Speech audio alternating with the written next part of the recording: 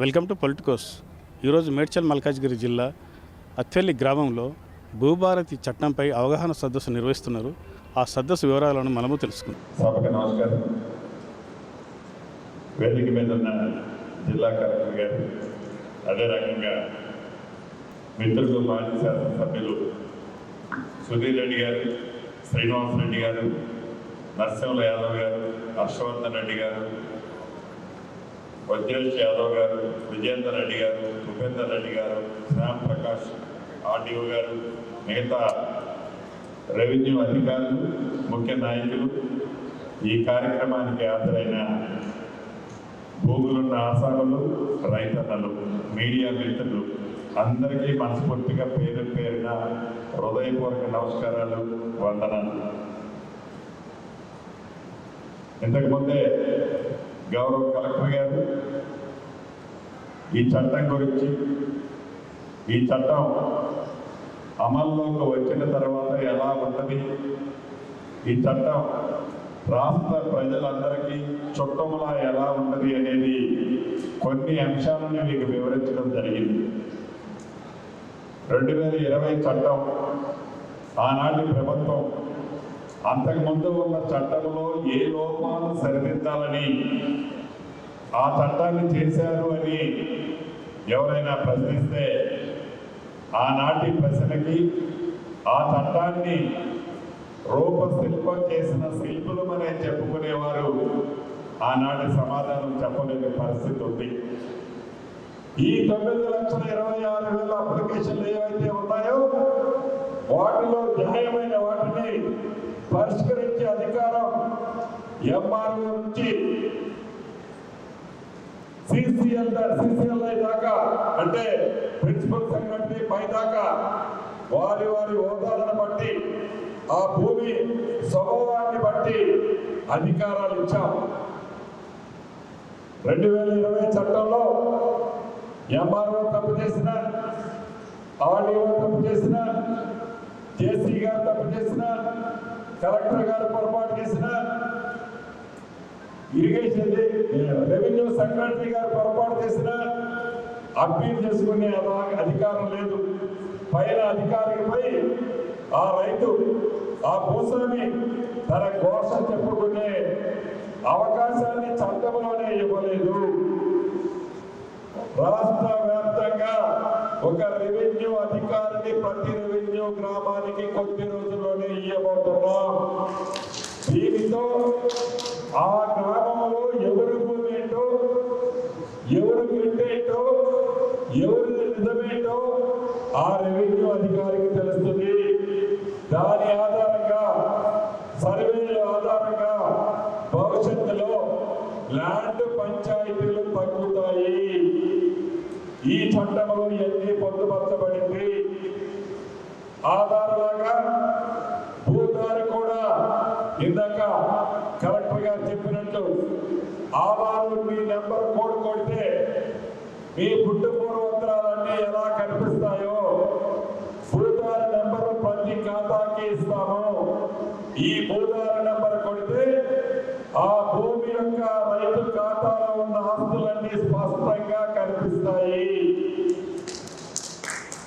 June 2వ తారీఖు నుంచి రాష్ట్ర వ్యాప్తంగా ఈ 4 మండలాల్లో వచ్చిన అనుభవాన్ని దృష్టిలో పెట్టుకొని రాష్ట్ర వ్యాప్తంగా ప్రతి మండలంలోని ప్రతి రెవెన్యూ గ్రామానికి రెవెన్యూ అధికారులు, అంటే ఎంఆర్ఓ స్థాయి అధికారులు వారి బృందంతో వస్తారు.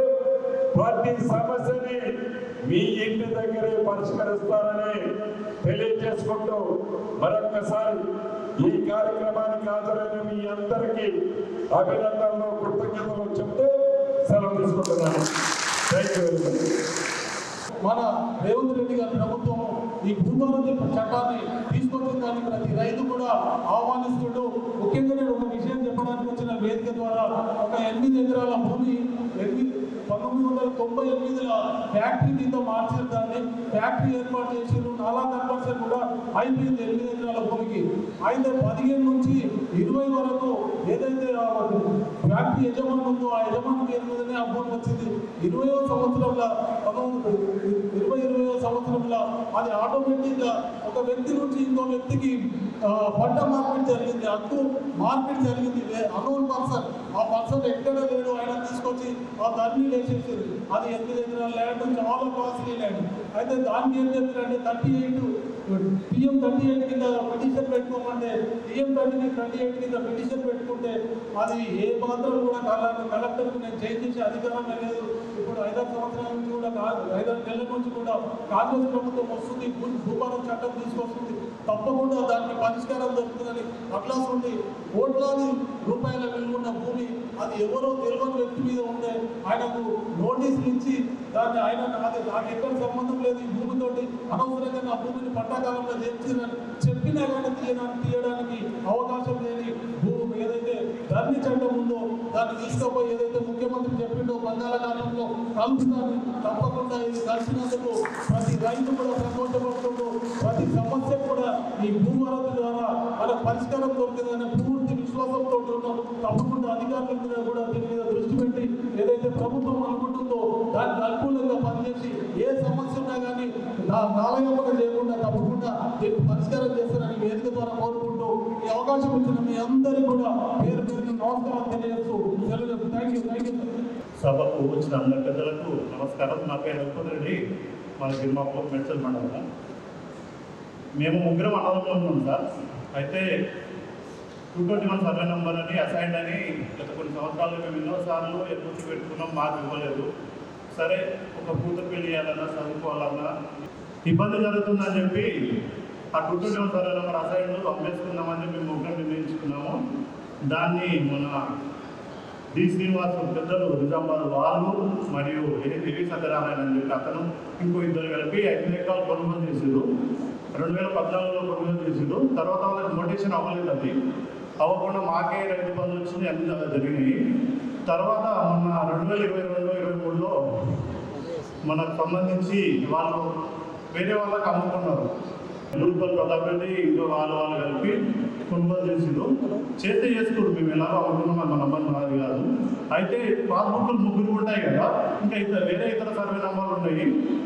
అయితే మా పేర్ల మీద ఓన్లీ మా ఫోటోలు మార్చి మా పేరు మాత్రమే మార్చి మా కొత్త పాస్బుక్లు అనేది మా పేరు ఇప్పటికి కూడా ఆన్లైన్లో లేదు. ఇప్పటికి కూడా శ్రీనివాస్ పేరు మీదే మా మిగతా నెంబర్లు కూడా అమ్మిన నెంబర్ కాకుండా మిగతా సర్వే నెంబర్లు కూడా వాళ్ళకే వెళ్ళిపోయింది. దాంట్లో ఎలాంటి భూ అక్రమాలు జరిగినాయి అనడానికి నిదర్శనం మా ల్యాండ్. ఇప్పటికీ కూడా మేము సివిల్ లాయర్ దగ్గరికి వెళ్ళినాం, నరసింహారెడ్డి అని చెప్పి ఈసీఐలో ఉంటాడు. ఆల్రెడీ సివిల్ కోర్టులో నడుస్తుంది కేసు. మాకు గుట్ట పేరు కూడా గుట్ట భూమిలో మా పేరు ఎప్పుడు లేదు. మా పాస్బుక్లో ఉన్నాయి మొత్తం. వాళ్ళ మా ఫోటో మార్చి వాళ్ళకి ఇచ్చేసిండు. అదే పాస్బుక్, అదే టైటిల్ నెంబర్, అన్ని నెంబర్లు అవే. ఆల్రెడీ వాళ్ళు అక్కడే డిసైడ్ చేసుకుని వెంచర్ కూడా చేసిండు. ఒక రైతు ఎన్ఓసి పెట్టుకుంటేనేమో ఎవరు ఇయ్యరు, అది అసైన్ భూమి. అదే పెద్దలు పెట్టుకుంటే మాత్రం దాన్ని అసైన్ కూడా మార్చేసి ఇప్పుడు ఆల్రెడీ వెంచర్ కూడా అయింది. మేము బాధపడేది ఏంటంటే అమ్మేసినాం ఆ నంబర్ పోని, కానీ మిగతా నంబర్లు మా పాస్బుక్తో సహా మా పేరు మీద ఒక గుంట భూమి కూడా లేకుండా వెళ్ళిపోయింది. ఆల్రెడీ కేసు నడుస్తుంది సార్. సమస్య మాది అది సార్, దాన్ని కొంచెం పరిశీలించవలసిందిగా మనం చేస్తున్నాను. Thank you. సదస్సుకి ముఖ్య అతిథిగా చేసిన గౌరవ రెవెన్యూ శాఖ మంత్రి శ్రీ బొంగిలేటి శ్రీనివాస్ రెడ్డి గారికి మరియు ఇక్కడికి విచ్చేసిన అధికారులకు, గౌరవ ప్రజాప్రతినిధులకు, ఏఎంసీ చైర్మన్ గారికి, ప్రత్యేకించి ఈ ప్రోగ్రాంకి అతిథులుగా పిలిచిన రైతులకు, మీడియా ప్రతినిధులందరికీ కూడా నమస్కారం. మీ అందరికీ తెలుసు, మనము ఈ చట్టము మనకి ఏదైతే తెలంగాణ వచ్చిన తర్వాత గత 6 చట్టాన్ని ఓవర్ రైడ్ చేస్తూ 5 సంవత్సరాల క్రితము ధరణి చట్టంని తీసుకురావడం జరిగింది. దానివల్ల మీ అందరికీ తెలుసు, దాంట్లో రెవెన్యూ డిపార్ట్మెంట్కి ప్రత్యేకించి వెసులుబాటు తక్కువ ఉండటం వల్ల మరియు రైతులకున్న ఇబ్బందులన్నింటినీ కూడా సాల్వ్ చేయలేకపోవడం వల్ల రైతులు గత 5 సంవత్సరాలుగా అనేక రకాల ఇబ్బందులు పడ్డారు. చాలాసార్లు రెవెన్యూ ఆఫీసుల చుట్టూ తిరగాల్సి వచ్చింది. రెవెన్యూ ఆఫీసుల చుట్టూ తిరిగినా కూడా సొల్యూషన్ రెవెన్యూ డిపార్ట్మెంట్ కూడా చూపించలేకపోయారు.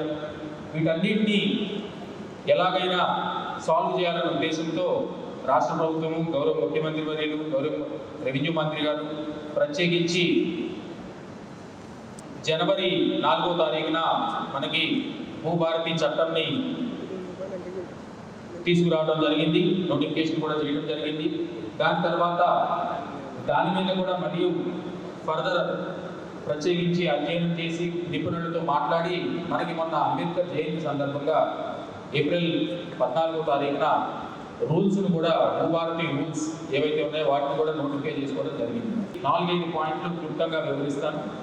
మొదటిది, ఫస్ట్ మోస్ట్ ఇంపార్టెంట్ పాయింట్, ధరణి చట్టం వచ్చిన తర్వాత ధరణి చట్టం నోటిఫై అయిన రోజు ఉన్న రికార్డ్స్లో ఏముంటే అదే ఫైనల్, దాని నుంచి ఎట్టి పరిస్థితుల్లో మనం కరెక్షన్స్ చెయ్యము అన్న ఉద్దేశంతో ధరణి చట్టంలో పెట్టడం జరిగింది. దాని ద్వారా అక్కడి నుంచి సేల్స్ ట్రాన్సాక్షన్ సక్సెషన్ అయితే తప్పితే వేరే ఏ పద్ధతిలో కూడా కరెక్షన్లకి అవకాశం లేకుండా ఉంది ధరణి చట్టంలో.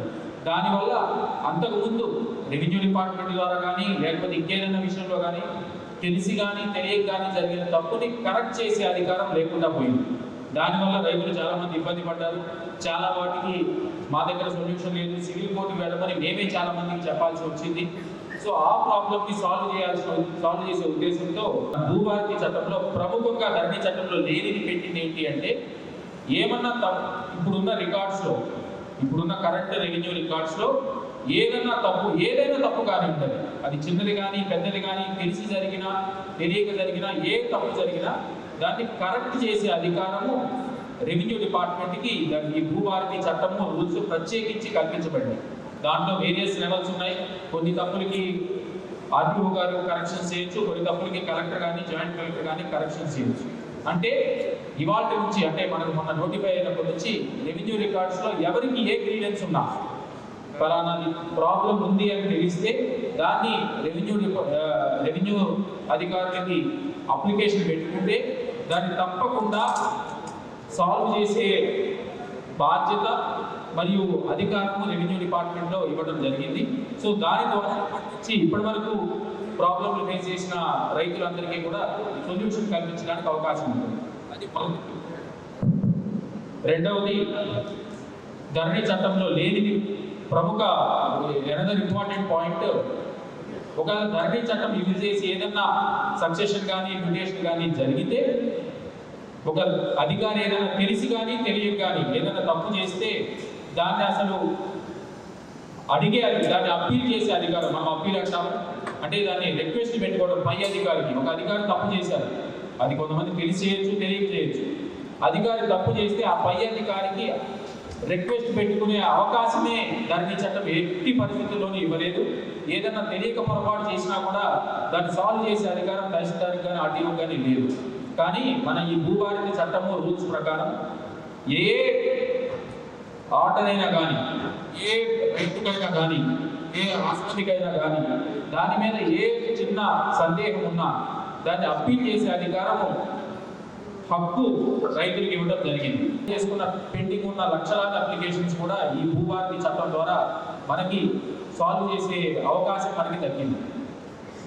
ఇది కాకుండా మిగతా ఇంతకుముందు ఎప్పుడు కూడా ఆదివారం చట్టాల్లో కానీ ధరణి చట్టంలో కానీ అంటే అసలు మన రెవెన్యూ డిపార్ట్మెంట్లోనే లేని 2-3 కొత్త అంశాలను కూడా మనకి భూభారతి చట్టంలో ఇంట్రడ్యూస్ చేసి రైతు హక్కు ఏదైతే ఉంటుందో, ఇప్పుడు రైతుకు ఆల్రెడీ భూమి మీద ఉన్నారు కాబట్టి భూమి మీద మీ హక్కు ఉంది, అది పేపర్ ద్వారా కూడా మీకు హక్కు వచ్చి ఎప్పటికీ కూడా మీ హక్కు భూమి మీద చెరిగిపోకుండా ఉండడానికి ఈ భూభారతి చట్టంలో మనకి ఒక ప్రత్యేకమైన సెక్షన్ ఇంట్రడ్యూస్ చేయడం జరిగింది. అది మ్యాప్. మనందరము రెవెన్యూ డిపార్ట్మెంట్ మనం రిజిస్ట్రేషన్ చేసుకున్నప్పుడు మనమైన సొంత మ్యాప్ రాసుకొని హద్దులు రాసుకోవడం జరుగుతుంది. అది మన సాటిస్ఫాక్షన్ కోసం రాసుకుంటాము. రేపొద్దున ఏదైనా ఎవరన్నా వచ్చి మన భూమి మీదకి రావడానికి ట్రై చేస్తే మన ఈ హద్దులే మనకి కాపాడుతుంది. అలాగే రెవెన్యూ రికార్డ్స్, మనకి రెవెన్యూ రికార్డ్స్లో పాస్బుక్లు అయితే ఇంతకుముందు ఇవ్వడం జరిగింది, కానీ పాస్బుక్లో ఎప్పుడు కూడా మ్యాప్ అనేది లేదు. సో ఎవరన్నా వచ్చి ఇద్దరు మనుషులు ఒకటే ల్యాండ్ని క్లెయిమ్ చేసినా, లేకపోతే మీకు ఎప్పటి నుంచో 100 సంవత్సరాల నుంచి దిగుకుంటున్న భూమిలో ఎవరైనా కబ్జాదారు నుంచి కబ్జా చేసినా కూడా దాన్ని ప్రొటెక్ట్ చేసే అధికారం ఈ పాస్బుక్ మీకు ఇవ్వలేదు. బట్ ఇప్పుడు మన భూభారతి చట్టంలో ఒక ప్రత్యేకమైన సెక్షన్ పెట్టడం జరిగింది. దాని ద్వారా ప్రతి రైతు కమతాన్ని కూడా రైతు రిక్వెస్ట్ మీద, ప్రత్యేకించి రైతు రిక్వెస్ట్ మీద సర్వే చేయడం అతి కొద్ది రోజుల్లో ఆ సెక్షన్ కూడా మనకి ఇంప్లిమెంటేషన్ జరుగుతుంది. అంబేద్కర్ జయంతి సందర్భంగా రాష్ట్ర ప్రభుత్వం భూభారతి చట్టం తీసుకువచ్చింది. ఈ భూభారతి చట్టంపై అవగాహన సదస్సులను రాష్ట్ర వ్యాప్తంగా నిర్వహిస్తున్నది. అందులో భాగంగా ఈరోజు మేడ్చల్లోని అత్వెలి గ్రామంలో జరిగింది. ఇక్కడ రెవెన్యూ మినిస్టర్ పొంగులేటి శ్రీనివాసరెడ్డి గారు మాట్లాడుతూ ఇంతకుముందు ధరణి చట్టం రైతులను ఎంతో ఇబ్బందులకు గురి చేసిందని, ఈ భూభారతి చట్టం రైతులకు చుట్టంలా పనిచేస్తుందని వారు పేర్కొన్నారు. కెమెరామెన్ సుధాకర్తో మీ ప్రేమరాజు.